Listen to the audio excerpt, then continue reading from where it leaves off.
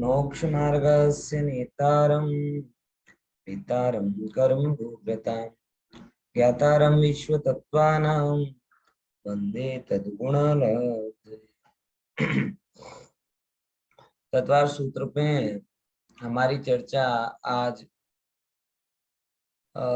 एक विषय जो कि अपन के सात शेष गुण, सात शेष गुण, 5 अणुव्रत हुए और 5 अणुव्रत के बाद में जो व्रती के जीवन में दिखाई देते हैं ऐसे कहलाते हैं 7, जिसमें 5 शिक्षा व्रत, 5 4 शिक्षा व्रत और 3 गुण व्रत।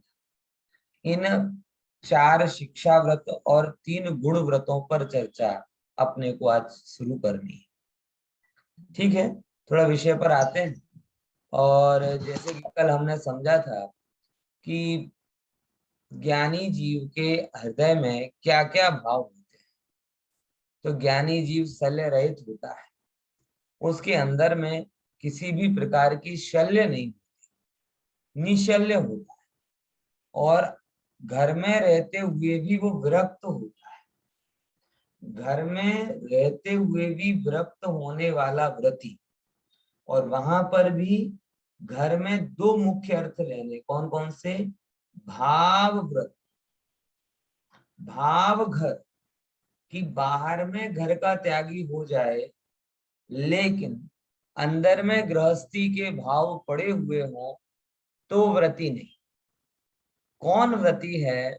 कि जो कदाचित भले ही घर में होवे लेकिन घर में रहते हुए भी उसकी गृहस्थी के भाव नहीं। जैसे जल में कमल का पेड़ रहता है, वृक्ष पत्ता रहता है, कि जल में कमल का पत्ता जैसे जल में रहते हुए भी पानी से भीना नहीं, ऐसे ही जो ज्ञानी जीव हैं वो गृहस्थी में रहते हुए भी गृहस्थी के भावों से भिन्न रहते, और गृहस्थी के भावों से भिन्न रहते हैं इसीलिए वो गृहस्थ व्रती है। फिर जब वह दशा बढ़ जाती है और बढ़ने पर उस उच्चता को प्राप्त हो जाते हैं कि उनको घर में रहने का भाव ही नहीं होता, तो वो मुनि राज बन जाते हैं और मुनि बन के सर्व प्रकार से अनगारी होकर व्रती हो जाते हैं, महाव्रती हो जाते हैं। अब जो घर में रहने वाला व्रती है, वो घर में रहने वाला व्रती कितने प्रकार के और व्रत का पालन करता है वो यहाँ बता रहे हैं। देखिए सूत्र है, सभी मेरे साथ दोहराएंगे। दिग्देशानर्थ दंड विरति, बोलिए। दिग्देशानर्थ विरति, सामायिक कोशधोपवासोपभोग, सामायिक कोशधोपवासोपभोग, परिभोग, परिभोग, तिथि संविभाग व्रत संपन्नस्य, परिमाण तिथि संविभाग व्रत संपन्नस्य। फिर से एक साथ बोलेंगे। दिग्देशानर्थ दंड विरति, सामायिक प्रोषदोपवासोपभोग, परिभोग, बोलो इतना। दिग्देशानर्थ दंड विरति, सामायिक औषधोपवास, उपभोग, परिभोग, परिमाण व्रत, परिमाणातिथि संविभाग व्रत संपन्नस्य, परिमाण तिथि संविभाग व्रत संपन्नस्य। देखो इसको थोड़ा अपन समझते हैं। 5 अणुव्रत हो गए और 5 अणुव्रतों के बाद में 3 गुणव्रत आए और 4 शिक्षा व्रत आए। आप लोगों को जब कभी बालबोध या बाल पोथी या तत्व ज्ञान पाठमाला पढ़ी होगी तब हमने इस बात को चर्चा में लिया था कि 12 प्रकार के व्रत होते हैं और उन 12 प्रकार के व्रत में 3 गुणव्रत होते हैं और 4 शिक्षा व्रत होते हैं। ठीक है, कौन कौन से? 3 गुणव्रत, 5 अणुव्रत हुए, 5 अणुव्रत के बाद 3 गुणव्रत और 4 शिक्षा व्रत। स्वरूप बड़ा सरल सा है कि जैसे कोई व्यक्ति पहले किसी चीज की स्थापना करता है तो स्थापना ये हुआ अणुव्रत। अणुव्रत के बाद में जैसे कोई दुकान खोले, तो दुकान खोलने पर भी सबसे पहले क्या करेगा कि दुकान खोलेगा, और फिर खोलने के बाद में आगे उसमें क्वालिटी मेंटेन करे। स्वाभाविक है, अगर वो क्वालिटी मेंटेन ना करे तो कौन ग्राहक उसके यहाँ लेने आएगा। तो जो 5 अणुव्रत धारण किए, उन 5 अणुव्रतों में क्वालिटी जिससे होती है, विशेषता जिससे आती है, वो 3 गुणव्रत कहलाते हैं। ठीक है, 5 अणुव्रत, अहिंसा, सत्य, अचौर्य, ब्रह्मचर्य और परिग्रह अणुव्रत के रूप में। और फिर उनमें 3 गुणव्रत तो कौन कौन से हुए? दिग्व्रत, देशव्रत और अनर्थदंड व्रत। इनका स्वरूप अपन आगे देखेंगे। अब उसके बाद में भी 3 गुणव्रत के बाद में आगे के भी तो उसे डेवलप करना है, तो आगे की तैयारी करता है, प्रैक्टिस करता है, ट्रेनिंग लेता है। तो जो प्रैक्टिस करना या ट्रेनिंग लेना है वो कहलाता है शिक्षा। यानी आधार, क्वालिटी मेंटेन और आगे की तैयारी, 3 चीजें हो गई। आधार स्थापित करना वो 5 अणुव्रतों के माध्यम से हुआ। उन अणुव्रतों को इतना विशेष बनाना, इतना विशेष बनाना कि जिससे वह दोषों से रहित हो जाए, तो वो क्या हुआ? गुणव्रत हुए। और गुणव्रत के बाद में आगे की तैयारी के लिए वो शिक्षा व्रत करता है, मतलब आगे की प्रैक्टिस करता है। तो ऐसे ये 7 व्रतों को शील व्रत कहा जाता है।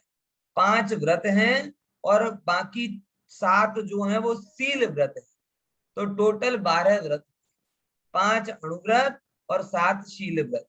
प्रश्न ये होता है कि इन 7 को शील व्रत क्यों कहा जाता है? तो ये 7 इन 5 व्रतों की सुरक्षा करते।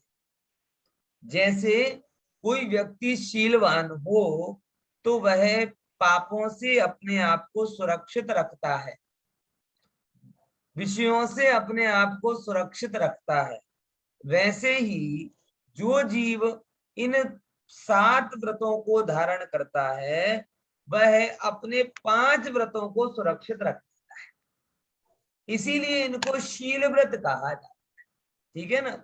अब इन शील व्रतों के जरा अपन नाम देखते हैं क्या क्या है। देखो, दिग्देशा, नर्थ, दंड, विरति, ये जो है ना 3, ये जो 3 बातें यहाँ पर बताई गई हैं, एक तो दिग्व्रत, देशव्रत और अनर्थ दंड व्रत, बराबर। ये 3 क्या है? ये 3 गुण व्रतों के भेद हैं। फिर से यहाँ नीचे अर्थ में भी लिखे हैं, दिग्विरति, देश विरति और अनर्थ दंड विरति। आगे स्वरूप बताएंगे इनका, तब अपन विस्तार से चर्चा करेंगे। देखो ये सब बताए गए इनके स्वरूप वाले, तो अपन इन पे अभी चर्चा करें, इसलिए अभी केवल सूत्र का अर्थ देखते हैं। ये 3 क्या हैं? ये 3 गुण व्रत। इन 3 गुण व्रत के बाद में यहाँ पे देखो, सामायिक प्रोषदोपवास, पहले नंबर का शिक्षा व्रत कौन सा है? सामायिक नाम का शिक्षा व्रत। दूसरे नंबर का शिक्षा व्रत कौन सा है? प्रोषद उपवास नाम का शिक्षा व्रत, बराबर। तीसरे नंबर का शिक्षा व्रत कौन सा है? उपभोग भोग परिमाण, ये लिखा है यहाँ पर, उपभोग परिभोग परिमाण, बराबर। और मतिथि लिखा है ना, मतिथि, तो परिमाणा तिथि, तो परिमाण यहाँ हुआ। और अतिथि संविभाग, मतलब जो मुनिराज, व्रती आदि आए, उनके लिए अपने भोजन में से संविभाग करना, वो अतिथि संविभाग नाम का व्रत कहलाता है। ठीक है। तो कुल मिला के हमारे सामने 3 गुण व्रत और 4 शिक्षा व्रतों के नाम आए। इन व्रतों से भी संपन्न होता है। संपन्न होता है मतलब क्या है? कि जो ज्ञानी होता है, वो ज्ञानी जीव के जीवन में 5 अणुव्रत, 3 गुणव्रत और 4 शिक्षाव्रत होते हैं, वो इन व्रतों के माध्यम से अपनी धर्म की आराधना, मोक्ष की यात्रा को शुरू करता है, बढ़ाता है और पूरा करता है। बराबर। सरल भाषा में कहें तो मुक्ति के मार्ग के ये टिकट, कि अगर आपको जीवन में सुख के मार्ग पर जाना है, सुखी होने के रास्ते पर जाना है, तो आपको इन व्रतों के टिकट ले लेने चाहिए। आप इससे, ये बहुत गलत भ्रांति लोगों, मैंने कल भी कहा था, लोगों ने बड़ी गलत भ्रांति फैला के रखी है कि भोग है सो सुख है और व्रत है सो दुख है। ये गलत। बल्कि सही क्या है कि जो व्रत हैं वो दुखों से बचाने के साधन, और जो भोग हैं वो अनिवार्य दुख के साधन। समझ में आया? फिर से, लोग क्या मानते हैं कि उपवास का दिन सो दुख का दिन और पारणे का दिन सो सुख का दिन। सामान्य हमारी गिनती यही होती है कि उपवास का दिन सो दुख का दिन और पारणे का दिन सो सुखी होने का दिन। ये बात सही नहीं। अरे तुम या हम इस रूप में क्यों माने कि जिस दिन भोग का त्याग हुआ उस दिन दुखी है? अगर इस रूप में माना जाए तो जिन अनंत भगवान को, सिद्ध भगवान को हम पूजते हैं, वो तो कभी भोगों से छूते तक नहीं है, तो फिर वो तो महा दुखी हो जाए, और फिर दुखी आदमी की हम पूजा करेंगे क्या? अगर वो सुखी हैं तभी हम उनकी पूजा करते हैं, और अगर वो सुखी हैं तो कौन से कारण से सुखी हैं? हमारे पास के जैसा धन, वैभव, पैसा, खाने पीने की चीजें तो उनके पास है नहीं, तो भी वो सुखी हैं। तो कारण क्या है? स्वाभाविक रूप से वो अपनी आत्मा के बल से सुखी। और उपवास आदि में, व्रत आदि में हमें भोगों का बल नहीं मिलता, आत्मा का बल मिलता है, और आत्मा का बल मिलता है इसीलिए हम उससे सुखी हुए। और दूसरे नंबर की बात, जो हम मानते हैं कि भोग से हम सुखी हो रहे, वो बात बिल्कुल उल्टी है। व्रत से सुखी जीव होता है और भोग तो दुख का अनिवार्य कारण है। समझ में आया?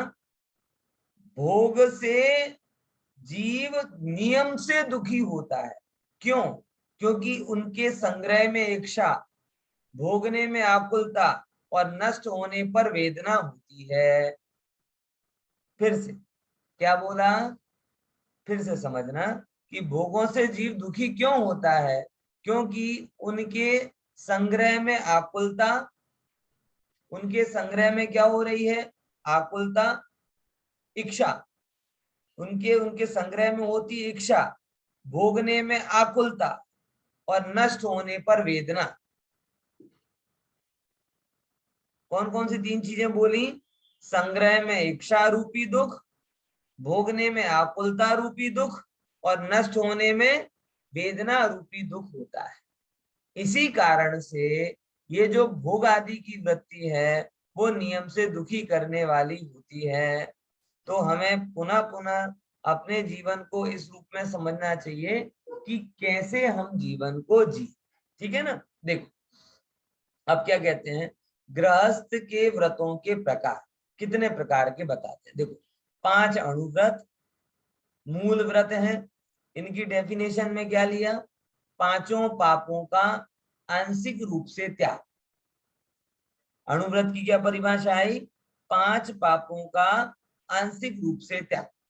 शील व्रत की परिभाषा में क्या लिया? उत्तर व्रत कहते हैं। तो वहां कहते हैं उत्तर व्रत यानी मूल व्रतों की रक्षा के लिए जो व्रत धारण किए जाते हैं वो शील व्रत कहलाते, यानी 5 मेन हुए और 7 बाउंड्री।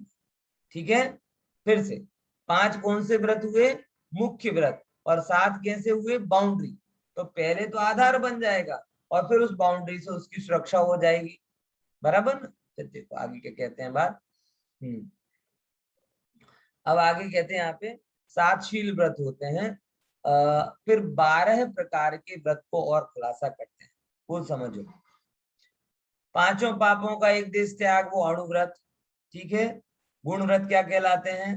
अणु व्रतों का उपकार करें, वृद्धि करें, बढ़ाएं, वो कहलाते हैं गुण व्रत, जिसकी हमने चर्चा की। क्वालिटी मेंटेन करने का डिपार्टमेंट गुण व्रतों का होता है। फिर ट्रेनिंग देने का काम शिक्षा व्रतों का होता है। मुनि व्रत पालन की शिक्षा मिले तो शिक्षा व्रत। ऐसे 5 अनुव्रत, 3 गुण व्रत और 4 शिक्षा व्रत होते हैं। फिर देखो नाम दिए हैं सबके। 5 अनुव्रत के नाम: अहिंसाणुव्रत, सत्याणुव्रत, आचौर्याणुव्रत, ब्रह्मचर्याणुव्रत और परिग्रह परिमाणुव्रत, बराबर। और गुण व्रत में क्या क्या है? दिग्व्रत, देशव्रत और अनर्थ दंड त्याग व्रत। शिक्षा व्रत में क्या है? सामायिक, रोषदोपवाद, भोगोपभोग परिमाण और अतिथि संविभाग व्रत। जरा अपन अणुव्रतों की चर्चा के बाद में गुण व्रत पर आते हैं। कौन कौन सी बातें, इनकी परिभाषा पढ़ना, फिर मैं आपसे पूछूंगा कि ये इनको गुणव्रत क्यों कहा। ठीक है, प्रश्न ख्याल में है ना? इनके इनके स्वरूप को विचार करके आपको ये सोचना है कि इन व्रतों को गुणव्रत क्यों कहा। ठीक है, देखो अपन जरा विचारते हैं। पहले नंबर का दिग्व्रत है। दिग्व्रत में क्या किया? ये लगभग परमागम ऑनर्स में भी हमने विस्तार से समझा है, पुनः इसको जरा विचार कर लेते हैं। दिग्व्रत मतलब पूर्व आदि 10 दिशाओं में प्रसिद्ध चिन्हों के द्वारा जीवन पर्यंत जाने आने की मर्यादा करना। दिग मतलब दिशा, व्रत मतलब व्रत। जो व्रत 10 दिशाओं के आधार पर लिया जाता है, मतलब जिस व्रत को धारण करने पर हम ये निर्णय कर लें कि हमें इतनी जगह से बाहर नहीं जाना। क्या लॉजिक इसका हो सकता है? आपको क्या लगता है? बताओ दिनेश भाई, क्या लॉजिक लग सकता है इसका? हमारे में थोड़ा संकोच होता है कि और इससे ज्यादा नहीं जाना चाहिए। इससे फायदा क्या हुआ? हिंसा न हुआ, हिंसा न हुआ, हिंसा से बच गए। और क्या फायदा हुआ? चलो। सबसे पहले नंबर, आज आपको पता है दिग्व्रत और देशव्रत के बारे में रत्नग्रंथ शौकाचार्य में आचार्य लिखते हैं कि दिग्व्रत देशव्रत की मर्यादा के बाहर अणुव्रती भी कैसा होता है? महाव्रती के जैसा होता है। अणुव्रती अच्छा। कारण ये समझो कि यहाँ केवल मर्यादा की लिमिटेशन नहीं कर रहे, बल्कि उस संबंधी कोई भी विकल्प नहीं करना, कोई भी विचार नहीं करना। यानी अगर आपने मर्यादा कर ली कि इतनी जगह पे मुझे रहना है, तो ना आपको वहां के फूड की इच्छा हो रही है, ना वहां के कपड़ों की इच्छा हो रही है, ना वहां की कोई, मतलब वो क्षेत्र आपके लिए है ही नहीं। और है ही नहीं तो ना उस संबंधी हिंसा का दोष लग रहा, ना झूठ का दोष लग रहा, ना चोरी और कुशील, कोई भी दोष उस संबंधी नहीं लगता। इसीलिए आचार्यों ने एक्चुअल में तो सबसे सिमटकर, शरीर से भी सिमटकर अपनी आत्मा में आए। लक्ष्य तो ये है हमारा। क्या लक्ष्य है? कि सबसे सिमटकर, पर से सिमटकर, सबसे सिमटकर कहां पर आना है? अपनी आत्मा में आना है। अब इस लक्ष्य को लिए दिग्व्रत बहुत बढ़िया साधन है। दिग्व्रत तो कहेगा तो भी बड़ा एरिया हो गया, तो और छोटा करो तो वो कौन सा कहलाएगा फिर? देशव्रत। देख, और उसमें क्या लिया है? प्रसिद्ध चिन्हों के द्वारा। पहले देखिए लोग इतनी ज्यादा क्या कहते हैं, गणित और वो सब माइलस्टोन वगैरह नहीं होते थे, तो कहाँ तक जाना, कहाँ तक नहीं जाना, जब ये प्रश्न आता था तो किसी चिन्हों से नक्की कर लेते थे। एग्जाम्पल के तौर पर कि पूरब में नर्मदा नदी तक नहीं जाएंगे, उसके आगे नहीं जाएंगे, पश्चिम में इस पहाड़ के आगे नहीं जाएंगे, दक्षिण में यहाँ से नहीं जाएंगे, और ऊपर और नीचे का तो बहुत ज्यादा प्रश्न ही नहीं था। ये प्रश्न तो आजकल खड़ा होगा कि बुर्ज खलीफा पे चढ़ गए, फिर देख रहे हैं कितने किलोमीटर हो गए, अरे यार इतना तो हमने नियम ही नहीं लिया था। है तो पहले के समय में जब कम्युनिकेशन के साधन इतने तीव्र नहीं थे, ऐसे समय पर ये दिग्व्रत पालन करना बड़ा निर्दोष होता था और बड़ा सरल भी होता था। लेकिन आज जब से ये कम्युनिकेशन के साधन बढ़ गए हैं, अगर मैंने दिग्व्रत लिया हो हेतल बहन, तो मैं आपको पढ़ा भी नहीं सकता। इतना पहले स्ट्रिक्ट, क्योंकि किसी भी रूप में, मतलब अगर आपको पढ़ना है तो आप यूके छोड़ के इंडिया आओ, वो ये कह समझ में आया? ये नियम था, क्योंकि दिग्व्रत ये बताता है कि मेरी सिमटने का व्रत, ये व्रत कौन सा है? सिमटने का व्रत। और सिमटते सिमटते इतना सिमट जाना कि बस ये देह ही मैं हूं, जिसके अलावा कुछ और है, देह के भी मैं नहीं, उससे भी सिमट कर अपनी आत्मा में चले। सब जगह इतने संकुचित हो जाना कि भाई अब मुझे और कहीं कुछ जाने का ही मन। आपको पता, देशभक्त की कहानी में एक बड़ा अच्छा दृष्टांत आता है, अनंग धरा का दृष्टांत। इसका दृष्टांत अनंग सरा, अनंग धरा का नाम, उसके पिता चक्रवर्ती, लेकिन एक कोई बैरी जीव था जो उसको क्या कहते हैं, उठा कर ले गया। वो सुंदर थी, उठा कर ले गया, और फिर उसको मतलब उसके साथ गलत काम करने की कोशिश की, लेकिन हर बार वो पुण्य की वजह से बच जाए। फिर उससे बचकर कोई विद्याधर लेके चला जाए, उससे बचकर कोई 3-4 लोग लेकर गए, और सबने उसके शील हरण करने का प्रयास किया, लेकिन उसके पुण्य के प्रताप से बच गए। अब पता है लास्ट में क्या होता है? लास्ट में वह अनंगधरा एक जंगल में रह जाता है। एक जंगल में कोई उसे छोड़ के चला जाता है, बिल्कुल बियावान भयंकर जंगल, कुछ पता नहीं चल रहा है। ऐसे जंगल में उसे मुनिराज मिले, और वो मुनिराज का उपदेश सुनकर अपनी मृत्यु को निकट जानकर देश व्रत ले लेती। क्या ले लेती हैं? देश व्रत। और देश व्रत कह के नक्की करती है कि अभी यहाँ से 100, 200, 300 कदम की जितनी मर्यादा उसने बनाई हो, कदम, फुट स्पान, उतने वो क्या करेगी, बस उतने जगह में जितने अन्न फल फूल वगैरह मिलेंगे उनका सेवन करके जीवन निर्वाह करेगी, उसके बाहर नहीं जाएगी। ऐसा नियम है। अब योगानुयोग देखो क्या होता है कि तब कोई एक विद्याधर गुजरता है, और वो उसको देखता है, और वो देखकर उसे पता चल जाता है कि फलाने चक्रवर्ती की पुत्री है, तो चक्रवर्ती उसे बचाने के लिए आते, और तभी उसी समय एक भयंकर अजगर उसको अपने मुंह में फंसा लेता। अब एट ए टाइम बिल्कुल जिसे अपन कहे ना कि बिल्कुल क्लाइमेक्स का टाइम, जिसे अपन कहे पिक्चर की बात ही, कि वो उसके मुंह में है, और तभी चक्र रत्न लिए उसके पिताजी आ जाते हैं, और वो कहते हैं कि बेटी तू चिंता मत कर, मैं अभी इस अजगर को मारकर तुझे बचाता हूँ और अपने साथ लेकर जाता हूँ। लेकिन धन्य वो अनंग धरा, वो क्या कहती है, पिताजी मैंने तो वैसे ही देश व्रत लेके रखा है, यानी मैं तो आपके साथ जाने वाली हूं ही नहीं। हाँ, मैं अगर तो भी आप इस संगनी पंचेंद्री की हिंसा का पाप क्यों कर रहे? ये कौन बोल रहा है बताओ, जो स्वयं भयंकर अजगर के मुंह में। आप समझ रहे हैं व्रतों का बल क्या होता है?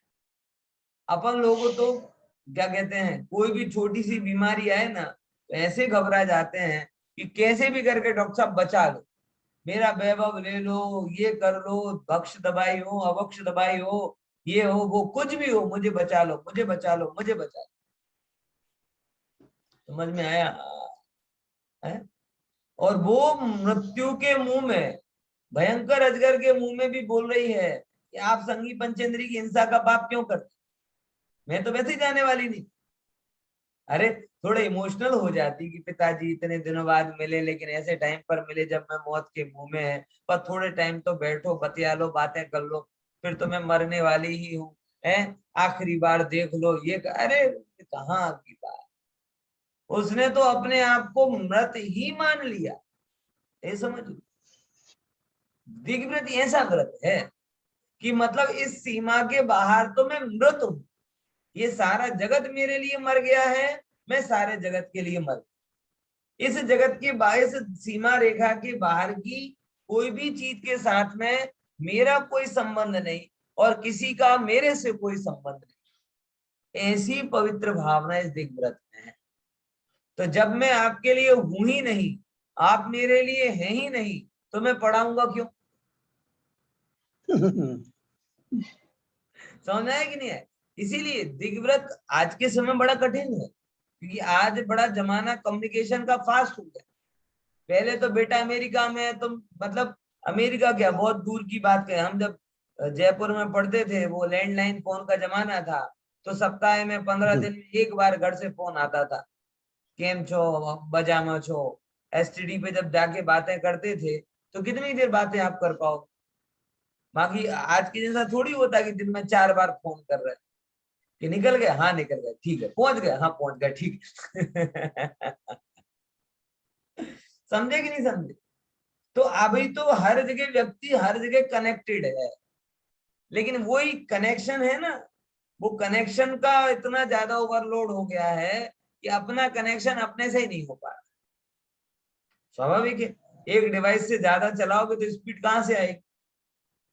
लॉगिंग में भी यही कहते हैं ना इंटरनेट पे, कि जितनी डिवाइस चलाओगे राउटर से, उतनी स्पीड कम होती जाएगी। अब एक आत्मा की डिवाइस है, और इस डिवाइस से हमने सारे जगत के कनेक्शन बना लिए, तो जो कनेक्शन की आत्मा की स्पीड बननी चाहिए थी, वो पूरी गायब हो गई, आता ही नहीं है, वो गोल गोल चकरना पड़ता है। अब जुड़ेगा, अब file to be uploaded, uploaded, downloaded, downloaded, चलता रहता है, होता कुछ नहीं। बात आ रही कि नहीं आ रही समझ? इसीलिए यहाँ पर ये बात कही जा रही है कि थोड़ा आप सब, हम सब विचार करें कि ये दिग्व्रत वाला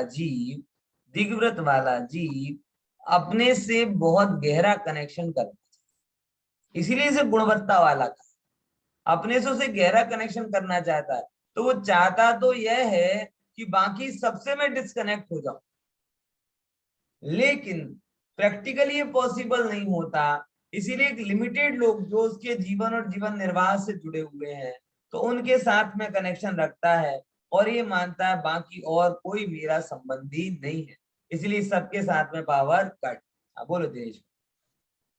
दिग्व्रत खाली डायरेक्शन एरिया से मतलब है कि फिजिकल जाने के लिए मतलब है? ना, मानसिक रीति से आगे दिशाओं सकते हो?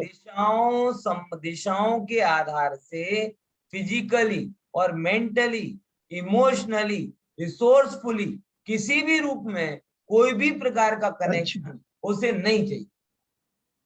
मतलब ये नहीं हाँ। समझो कि अगर हम जा नहीं रहे हैं और मेड इन चाइना की वस्तु यूज कर रहे हैं, तो आपका दिग्व्रत पल रहा है, वो आपका कैंसर है, हाँ वही। दोष है।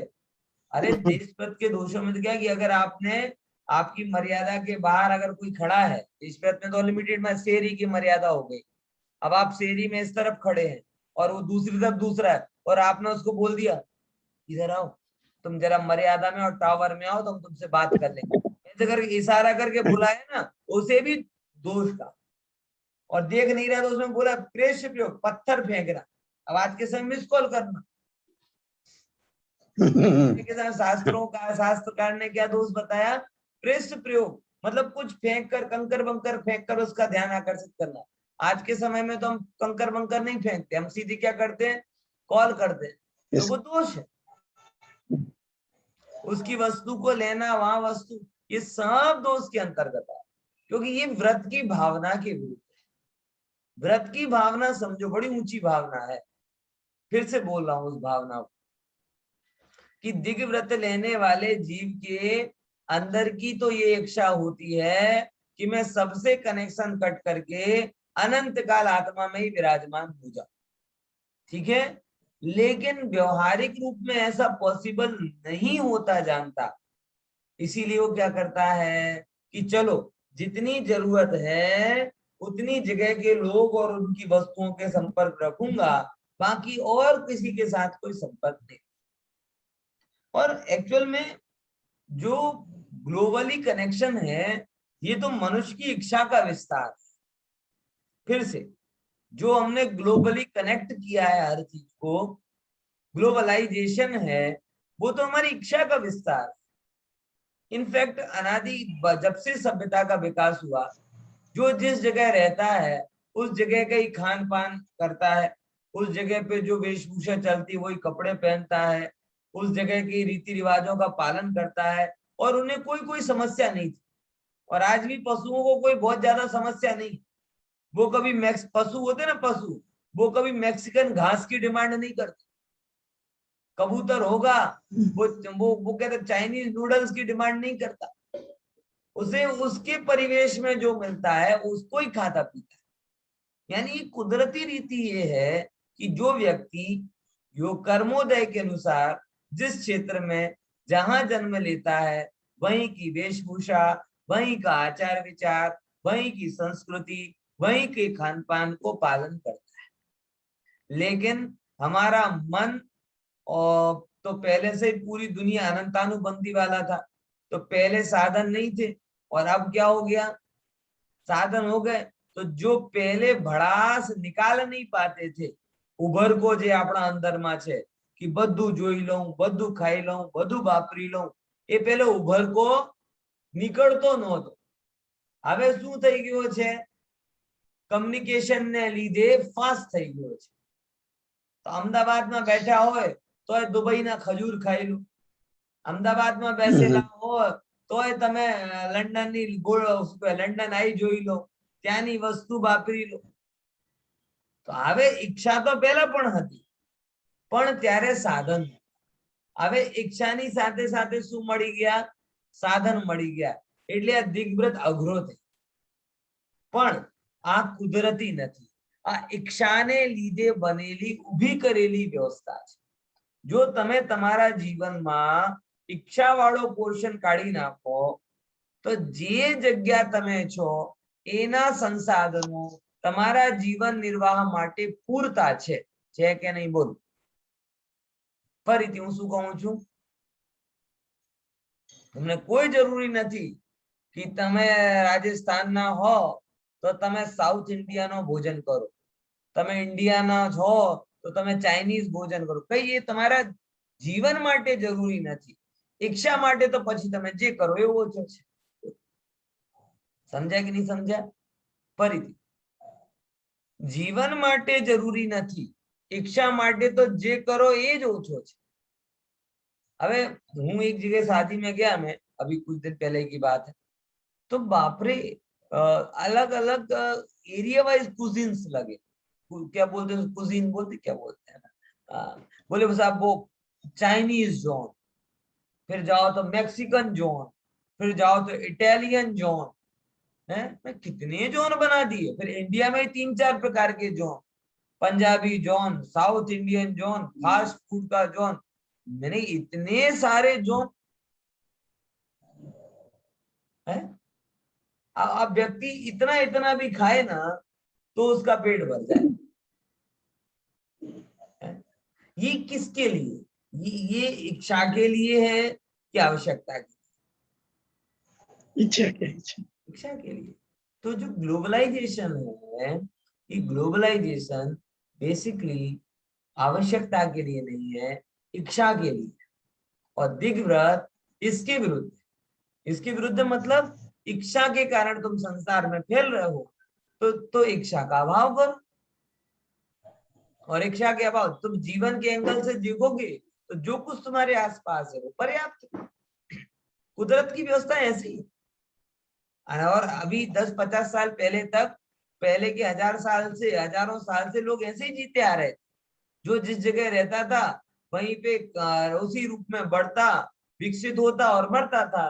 वो कोई परेशान नहीं होता था, बल्कि स्वस्थ रहता था। हमने सबको मिला मिला के अपने जीवन को हौच पौच बना दिया, भोजन को हौच पौच बना दिया, हर चीज मिक्स कर दी।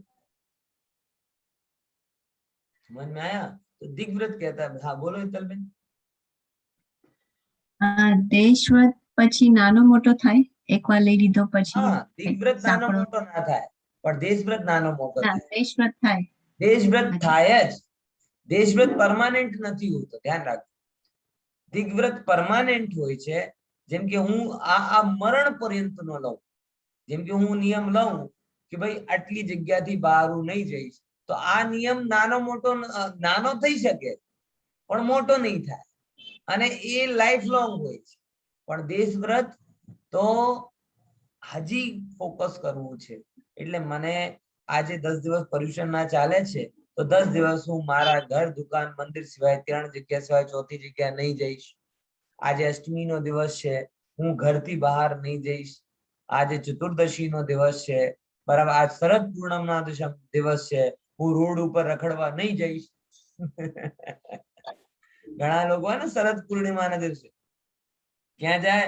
રોડ ઉપર રખડવા જાય. તો આ દેશવ્રતમાં આવે. એટલે જે ટેમ્પરરી અમુક સમય માટે જે મર્યાદા કરવામાં આવે, અમુક સમય માટે જ જે મર્યાદા કરવામાં આવે એ દેશવ્રત છે. તો તમે તો મર્યાદા છે જેટલી કરો, એક રૂમ જેટલી પણ મર્યાદા કરી શકો છો. પણ પાકમાં પછી ટીવી જોવાય બહાર નહીં જવા, ફોન અટેન્ડ કરવાય બહાર નહીં જવા, જમવાય બહાર નહીં જવા, કોઈ પણ જાતનો કોઈ કનેક્શન નથી. એટલે આટલી જ મારી દુનિયા છે. બરાબર? સમજ્યા કે નહીં સમજ્યા? બુદ્ધિપૂર્વક કોઈ પણ જાતનો ટીવી રૂમમાં જોઈ શકાય? હા, ટીવી રૂમમાં જોઈ શકાય? ના, બિલકુલ નહીં. હા, તો ટીવી તો લઈ પછી આવ્યા તો અને મોબાઈલ લઈ આવ્યા તો આખી દુનિયા તમારા હાથ. એમને એમ થોડી મુગલ હા. કઈ કીધું કર લો દુનિયા મુઠ્ઠી મેં. આ સૌથી હા. પહેલા જયારે મોબાઈલ આવ્યા હતા તો એક સ્લોગન આપ્યું હતું, એને કહ્યું કર લો દુનિયા મુઠ્ઠી મેં. મુઠ્ઠીમાં. ખરેખર એવું જ છે. આખો જગત તમારા હાથમાં જ છે. જ્યાં સુધી તમે આ વસ્તુને સાથમાં રહેશો તો તમારું દિગ્વ્રત દેશવ્રત થશે. બોલો દીદીબેન. એટલે દેશવ્રત જે છે એ ટાઈમ રિલેટેડ છે. હા, ટાઈમ રિલેટેડ પણ છે, એરિયા રિલેટેડ પણ છે. અમુક કાળ સુધી અમુક એરિયાથી હું બહાર નહીં જઈશ. અમુક કાળ એટલે ટાઈમ ફેઝ થવી છે, બરાબર? આ ક્ષેત્ર એટલે અમુક આ એરિયાથી હું બહાર નહીં જઈશ. એટલે એમાં કાલની પણ લિમિટેશન હોય અને એરિયાની પણ. સમજ્યા? એ બંને કાલ અને ક્ષેત્ર બંને સાથે ચાલે છે. બરાબર? દિગ્વ્રતમાં લાઈફ લોંગ કાલ હોય છે અને ક્ષેત્ર પણ ઓછો થઈ શકે, વધે નહીં. અને દેશવ્રતમાં તો વધઘટ બંને ચાલે છે. ઠીક છે? સમજ્યા? એની મૂળ ભાવનાને પકડો. અત્યારના સમય હું ફરી કહું, પહેલા દિગ્વ્રત દેશવ્રત સહેલો હતો, કેમ કે આપણી પાસે કઈ કમ્યુનિકેશનના સાધન નહોતા. હવે દિગ્વ્રત દેશવ્રત લેતા પહેલા બહુ જ વિચાર કરો.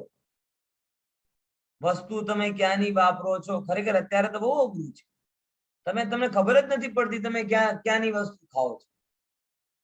એટલા માટે તમે દિગ્વ્રત માટે બહુ જ ચોક્કસ થવું પડે, ત્યારે તમારું આ નિર્દોષ પાલન થાય.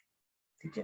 પછી એક વ્રતનું નામ આવે છે જેનું નામ છે અનર્થ દંડ વ્રત. કયો છે? અનર્થ દંડ વ્રત. અનર્થ એટલે કારણ વગર, અર્થ એટલે પ્રયોજન, અનર્થ એટલે પ્રયોજન વગર. બરાબર? દંડ એટલે મન વચન કાય. દંડ શું કહેવાય? મન વચન કાય. તો કારણ વગર મન વચન કાયની પ્રવૃત્તિનો ત્યાગ કરવો એ કહેવાય છે અનર્થ દંડ વ્રત. ફરીથી, કારણ વગર મન વચન કાયની પ્રવૃત્તિ કરવી એ અનર્થ દંડ. ફરીથી, કારણ વગર મન વચન કાયની પ્રવૃત્તિ કરવી એ કહેવાય અનર્થ દંડ, અને એનો ત્યાગ કરવું એ અનર્થ દંડ ત્યાગ. દાખલા તરીકે તમે આમ બેસો, આમ હલો, પગ હલાવો, આની કોઈ જરૂર છે નથી.